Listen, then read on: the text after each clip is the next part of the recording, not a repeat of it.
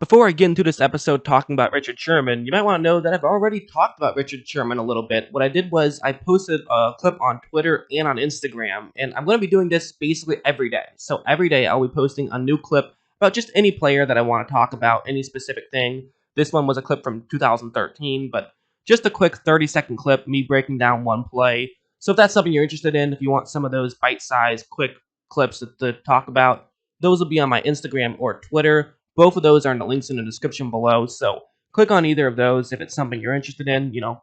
Just check them out. I'm going to be doing it every day, so you have that to look forward to, I guess. But anyways, back to your regularly scheduled video. So in this video, I will be breaking down if Richard Sherman is a cover 3 zone corner. And if you're wondering why I'm going to be breaking that down, it's because it's actually become this interesting subplot where Darrelle Revis talked about, he actually tweeted out that Richard Sherman is just a cover 3 zone corner. All he does is hide on one side of the field. He doesn't stay with Davante Adams, who was the best receiver that he would have had to go up against. And I find it a very actually interesting thing to talk about. And so let's just jump into it. And first things first, what we have to talk about is just what is a cover 3 zone corner. And what it is will be explained on a play like this, where as you see on the field, this is cover 3. This is actually another time the 49ers were in an NFC championship game. Obviously, this was when they lost to Seattle, when Seattle ended up winning this game and going to the Super Bowl and winning that.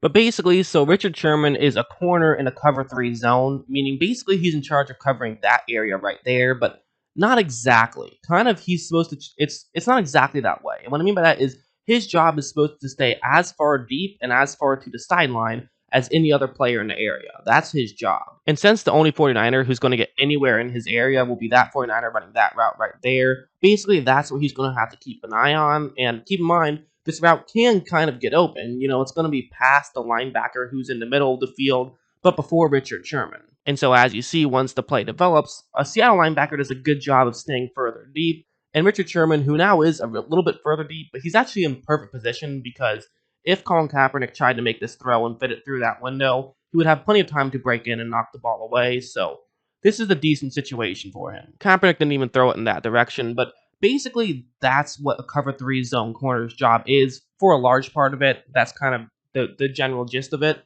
And so as you see, I mean, on a play like that, clearly the degree of difficulty is not as big as just playing man coverage. I mean, you have help underneath, so that way you can stay further deep and just make sure you don't get burned deep. So there's kind of two key benefits to being a cover 3 zone corner, and one of them is that you won't get burned deep as often because you can sort of give yourself more time and more focus on not getting burned deep. And another benefit is you will get more interceptions. Like on this play, again, this is with Seattle. I will get into more 49er plays in a second, but again, it's a cover 3 zone. Again, that's where Richard Sherman is, so he's in charge of covering the top half of the screen.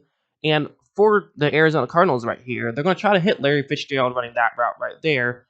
It's not a terrible route against this type of coverage. But one thing Richard Sherman can do right after the ball is snapped is notice how he turns his head back. So he is now looking at the quarterback, looking to see if the ball is going to come in that direction, which you couldn't do in man coverage, because in man coverage, you have to make sure you're looking at the wide receiver who's in front of you. The reason for that, of course, is because if it's man coverage and then the receiver were to continue running deep further, or if you were to just get free in general, then there would be no help. But since this is zone, and if you look, he has safety help behind him, this gives Richard Sherman the opportunity to look at the quarterback and play a little bit more aggressive. And it also gives him the opportunity to leap up and make that interception, and even returns it for a touchdown.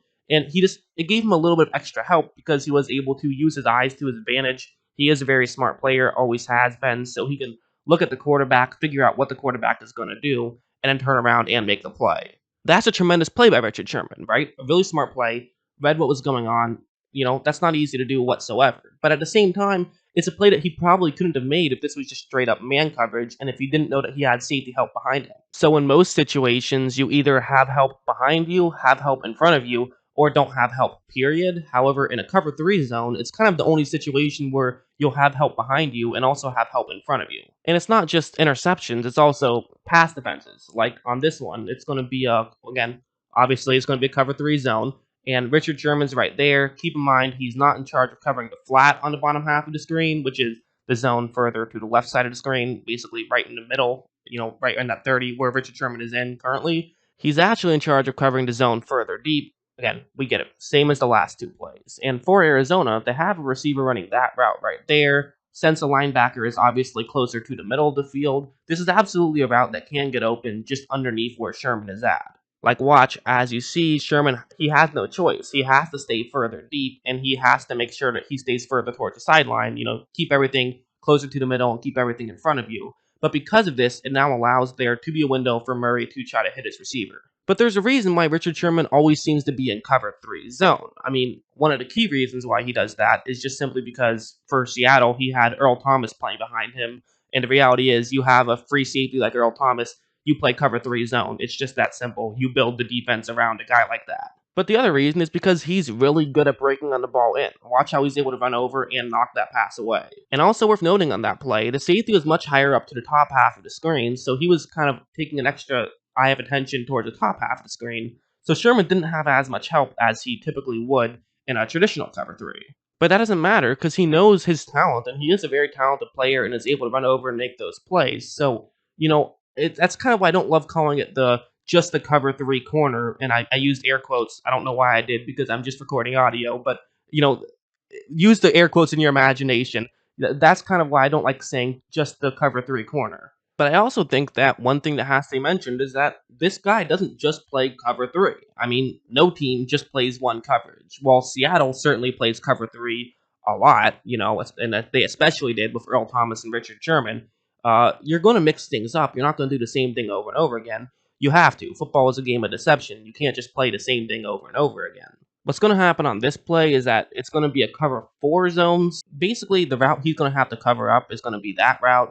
That's a route a receiver is running, and Sherman, of course, is covering that zone right there. So that's where he's going to have to make sure that he keeps an eye on. And after the ball is snapped, you see, again, does a great job of staying further deep. And he actually doesn't have really help right here because the defensive back, who is second highest up to the top half of the screen, moved a lot further down. So this is basically just a one-on-one matchup right here. He doesn't have help. However, even with that, he's still looking at Baker Mayfield right now, which is huge because, he's further deep than the receiver is, but he sees Baker Mayfield as making this throw now. And so watch how he simply is going to step in front of this receiver. I think, a lot of people might not realize this is an insanely risky thing to do. This is an insanely bold and ballsy thing to do. To say, I'm going to step in front of this receiver and I'm going to try to make this play. If he misjudges this, it's a touchdown. That's the degree of taking a chance that Richard Sherman is doing here.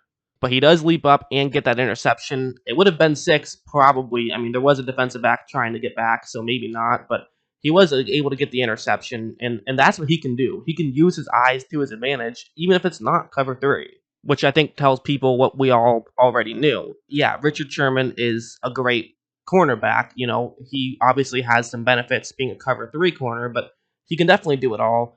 He can play man. This is man coverage. It's a cover 2 man. So, again, he has some help here deep, but it's not actually going to matter in terms of deep because Adam Thielen is running that route right there. And this was actually in the playoff game from just a couple of weeks ago against Minnesota. But you look at Richard Sherman right after the play develops, he's doing his patented, I'm going to stay a little bit further deep, and I can do this because I can break in on the ball so easily. So Cousins fires it. Sherman is able to step in front of him. It was actually weird what Adam Thielen did there. I'm not sure if he was just confused about the route or whatever, but still a good play by Richard Sherman to step in front of him and get the interception.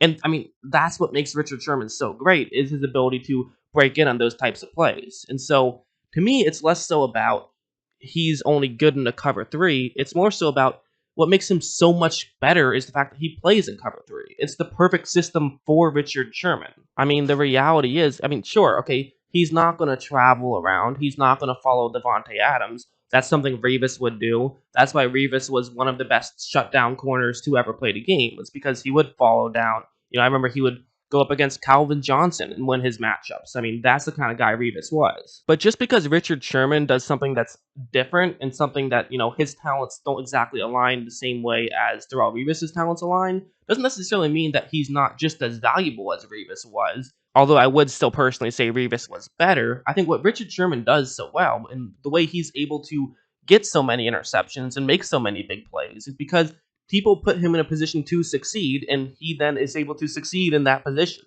He's such a good cover 3 corner that his value in that type of play makes it so much better than if it was just him playing man. To me, it's all about what value are you bringing to your team. And while, yes, some of his stats get a little bit inflated because he has help behind him and has help underneath on a lot of these plays, at the same time, if you're getting an interception, you're getting an interception. That's just as valuable to your team, whether you're playing man or zone coverage. Now, of course, the flip side is if you're playing man, you can shut down an opposing corner throughout the entire game, and that can obviously be a huge impact to your team. But at the end of the day, that's just kind of the question is what is your overall impact in a game? And Richard Sherman has a tremendous impact throughout the game, and he wouldn't have as big of an impact if he played man coverage, in my opinion. So, no, I don't think he's a coward who's hiding from Devontae Adams. I think he's a player being smart and trying to win a football game, not trying to boost his own ego. We all know Richard Sherman has a huge ego. Nobody needs to be reminded of that. And I don't mean that as a slight. I mean, listen, you get as many interceptions as you've gotten, you deserve to have a big ego, in my opinion. I think people are going to pick sides. Who is in the right? Should Revis have never tweeted at Richard Sherman? Is Richard Sherman just kind of being a bit of a drama queen? And I mean, they both might be true, honestly, but I don't care. I mean, let the guys tweet, whatever. You know me, I've never really had a problem with people being outspoken. I think it's fun. I think it makes the game more fun, to be honest. But yeah, in terms of the X's and O's, especially with we have now 2 weeks to preview one game. I don't want to talk about it too much, although I probably will beat it to death by a certain point. I wanted to sort of talk about some other stuff, talk about Richard Sherman, and he's definitely one of the fun guys to talk about. So yeah, what do you guys think? Is Richard Sherman is it a slight that he just plays in cover three, or is it a good thing because that's where his talents match? You know where I line up. Love to hear where you guys line up, and of course, as always, thanks for watching.